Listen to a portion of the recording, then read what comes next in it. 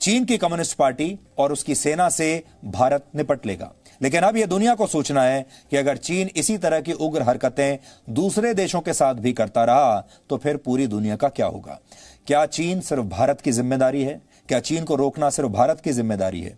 आज भारत की बात पूरी दुनिया को समझ में आ रही है और दुनिया यह स्वीकार कर रही है कि चीन की कम्युनिस्ट पार्टी और उसकी सेना यानी पीएलए दुनिया के लिए अब एक खतरा बन चुकी है। इसे आप तीसरे विश्व युद्ध की आहट भी मान सकते हैं, क्योंकि लद्दाख में भारत और चीन के टकराव के बीच पहली बार अमेरिका ने यह खुलकर कह दिया है कि चीन की आक्रामक नीतियों की वजह से न सिर्फ भारत बल्कि वियतनाम, फिलीपींस, इंडोनेशिया और मलेशिया जैसे देश भी खतरे में हैं। और इस खतरे से निपटने के लिए अमेरिका यूरोप से अपने सैनिक कम करके इन सैनिकों को अब एशिया में तैनात करने जा रहा है। अमेरिका के इस प्लान के बारे में दुनिया को तब पता चला जब अमेरिका ने जर्मनी से अपने सैनिक हटाने की वजह बताई। जर्मनी सहित यूरोप के कई देशों में अमेरिका के सैन्य अड्डे हैं और वहां पर बड़ी संख्या में अमेरिकी सैनिक तैनात हैं, जैसा कि आप यहां देख रहे हैं इस नक्शे में। अमेरिका ने यूरोप में अपनी यह सैन्य ताकत रशिया के खतरे से निपटने के लिए वर्षों से लगा रखी है। लेकिन अब दुनिया का सबसे बड़ा खतरा रशिया से हटकर चीन की तरफ आ गया है और वहां की सरकार और कम्युनिस्ट पार्टी अब दुनिया के लिए एक खतरा है। इसलिए अमेरिका ने कहा है कि वो जर्मनी में मौजूद अपने सैनिकों की संख्या को 52,000 से कम करके सिर्फ 25,000 कर देगा और इनमें से 9,000 सैनिक अमेरिका दक्षिण पूर्व एशियाई देशों के आसपास तैनात करेगा। अमेरिका दुनिया भर में अपने सैनिकों की तैनाती की समीक्षा आजकल कर रहा है और उन्हें अब उन्हें इस तरह से तैनात कर रहा है कि ये सैनिक जरूरत पड़ने पर चीन की सेना का मुकाबला कर सकें।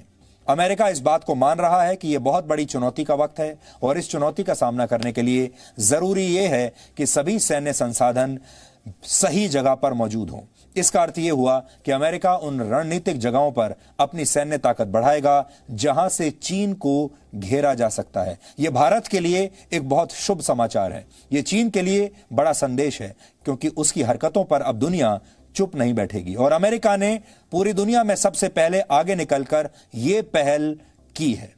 और अगर भारत और चीन के बीच कभी युद्ध की स्थिति बनी तो अमेरिका अब ऐसा लगता है कि खुलकर भारत का साथ देगा, यानी यह मोर्चा अब खुल गया है। लेकिन यह वो हालात होंगे जिसमें किसी तीसरी ताकत के आने से विश्व युद्ध का खतरा बन सकता है, जिसमें एक तरफ चीन के साथ पाकिस्तान और उत्तर कोरिया जैसे देश होंगे तो भारत के साथ अमेरिका, जापान और ऑस्ट्रेलिया जैसे देश होंगे जो खुलकर चीन की आक्रामक नीतियों का विरोध कर रहे हैं। इसमें रशिया जैसे देशों के लिए एक धर्म संकट की स्थिति पैदा हो जाएगी, क्योंकि वो भारत जैसे पुराने दोस्त को चुने या फिर चीन जैसे नए देश को जो पिछले कुछ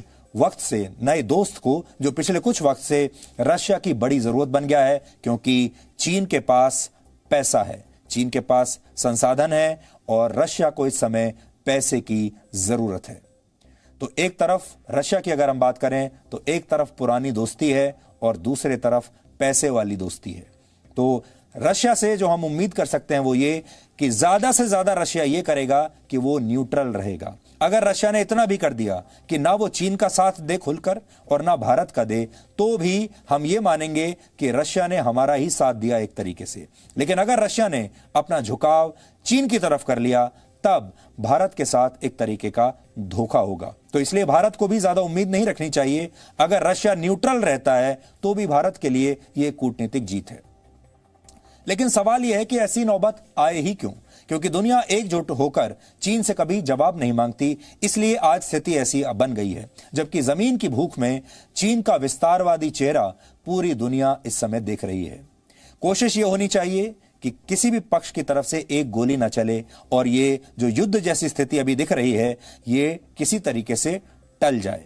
फिर चाहे वो भारत के साथ लद्दाख में टकराव का मामला हो, ताइवान को सैन्य कार्रवाई की धमकी देने की बात हो, हांगकांग में अपने खिलाफ आवाज को कुचलने की बात हो, जापान के साथ पुराने मुद्दे पर नए सिरे से टकराव की बात हो, या फिर दक्षिण चीन सागर में अपना अधिकार जमाने के लिए दूसरे देशों को डराने धमकाने की बात हो, ये पूरा क्षेत्र इस समय चीन से परेशान है और अब पूरी दुनिया को यह देखना है कि चीन का सामना कैसे करना है।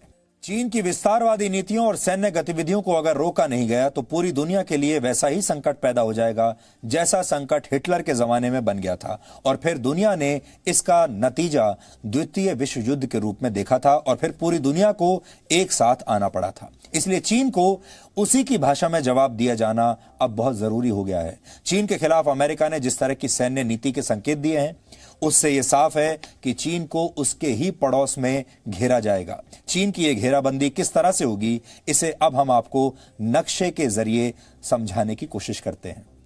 चीन की असली घेराबंदी दक्षिण पूर्व एशिया के देशों से ही होगी। अमेरिका ने इस इलाके में खास तौर पर वियतनाम, इंडोनेशिया, मलेशिया और फिलीपींस जैसे देशों का नाम लिया है। ये वो देश हैं जिनके साथ दक्षिण चीन सागर में चीन का विवाद चल रहा है और चीन इन देशों को आए दिन अपनी ताकत दिखाकर धमकाता रहता है। इसमें फिलीपींस के साथ अमेरिका का वर्ष 1988 से समझौता है, जिसमें अमेरिकी युद्धपोतों को फिलीपींस में बिना किसी रुकावट के एंट्री मिलती है। वियतनाम में अमेरिका के पुराने सैन्य अड्डे रहे हैं जो बाद में हट गए, लेकिन चीन के खतरे के बीच वियतनाम फिर से अमेरिका के करीब आ गया है और उसे अपने समुद्री तटों की रक्षा के लिए अमेरिकी नौसेना से अब सहयोग मिल रहा है। ये दो देश पूरी तरह से तैयार हैं अमेरिका के सैनिकों को अपने यहां रखने के लिए। इंडोनेशिया और मलेशिया के साथ भी अमेरिका का रक्षा सहयोग लगातार बढ़ रहा है। सिंगापुर के साथ अमेरिका का 2035 तक समझौता है कि अमेरिकी सेना सिंगापुर के एयर और नेवल बेस इस्तेमाल कर सकती है, और अगर इन देशों में अमेरिका की सैन्य मौजूदगी और बढ़ गई तो फिर किसी बड़े टकराव की स्थिति में चीन के खिलाफ इस इलाके में एक मजबूत घेराबंदी हो सकती है। चीन इस इलाके के साथ साथ पूर्वी चीन सागर के इलाके में भी कुछ वक्त से बहुत आक्रामक हो गया है। ताइवान के खिलाफ चीन ने खुलेआम सैन्य आक्रमण की धमकी दी थी और अपने लड़ाकू विमान भी वहां भेज दिए थे, जिन्हें ताइवान ने बाद में भगा दिया। लेकिन यहां से भी चीन को उसी की भाषा में जवाब देने की तैयारी है। ताइवान में अमेरिकी सेना का कोई स्थायी बेस तो नहीं है, लेकिन यहां अमेरिकी सेना अक्सर ट्रेनिंग और गश्त के लिए आती जाती रहती है। इस वक्त भी ताइवान के करीब अमेरिका के 3 एयरक्राफ्ट कैरियर तैनात हैं ताइवान के पास।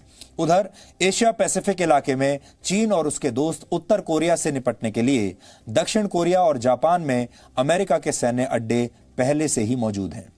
दक्षिण कोरिया में अमेरिकी सेना, वायुसेना और नौसेना के 28,000 से ज्यादा सैनिक तैनात हैं।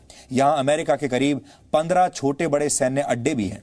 जापान में अमेरिका के करीब 23 छोटे बड़े सैन्य अड्डे हैं और यहां पर 54,000 से ज्यादा अमेरिकी सैनिक तैनात हैं। जापान में ही अमेरिकी नौसेना का 7वां सबसे बड़ा बेड़ा है, जिसमें करीब 50 युद्धपोत और 20,000 नौसैनिक हर समय तैयार रहते हैं। दक्षिण कोरिया और जापान के साथ ही गुआम में अमेरिका के करीब 5,000 सैनिक स्थायी रूप से तैनात हैं। गुआम रणनीतिक रूप से बहुत महत्वपूर्ण एक छोटा सा द्वीप है, जहां अमेरिकी वायुसेना का भी एक बेस है। तो चीन का असली चेहरा क्या है, ये तो सब जानते हैं, और धीरे धीरे अब चीन का असली चेहरा पूरी दुनिया को समझ में आ रहा है। और अब आने वाले समय में जो हमें देखना है वो ये है कि दुनिया के कितने देश मिलकर एक गठबंधन बनाते हैं चीन के खिलाफ, क्योंकि अगर ये नहीं हुआ तो चीन धीरे धीरे आगे बढ़ता चला जाएगा और चीन की जो गलतफहमी है कि वो एक बहुत बड़ी सुपर पावर बन गया है और उसे रोकने के लिए अब कोई नहीं बचा